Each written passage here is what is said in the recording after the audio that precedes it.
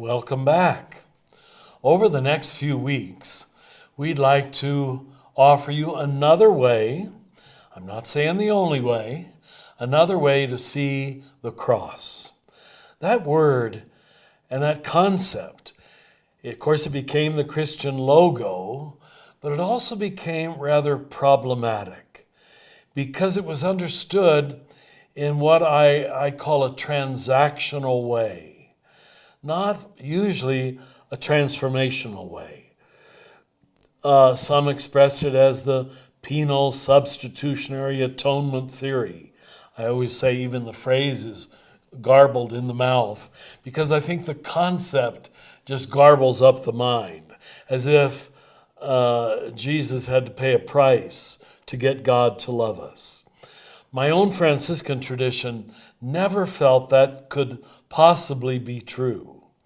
Francis, the early Franciscans, St. Bonaventure and John Duns Scotus, understood the cross as a process of at-one-ment, if you don't mind me playing with the word. At-one-ment instead of atonement. But if that intrigues you at all, I'd love to offer you an alternative orthodoxy on the doctrine of the cross. And it is an orthodoxy. It was considered a minority position even inside the Catholic Church, but was never deemed to be heresy. And here it is in two simple sentences. Jesus did not come to change the mind of God about humanity. It didn't need changing. God loved us from the beginning.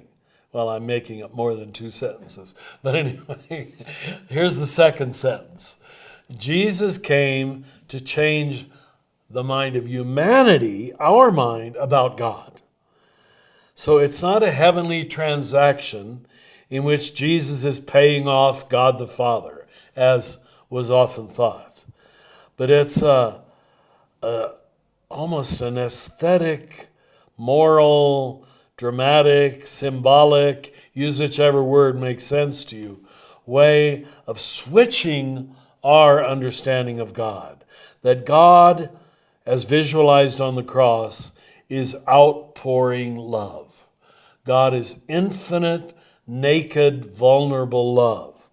That's different than paying a price. So stay with me, and I hope you can see that this is not heresy. In fact, it's even in the scriptures.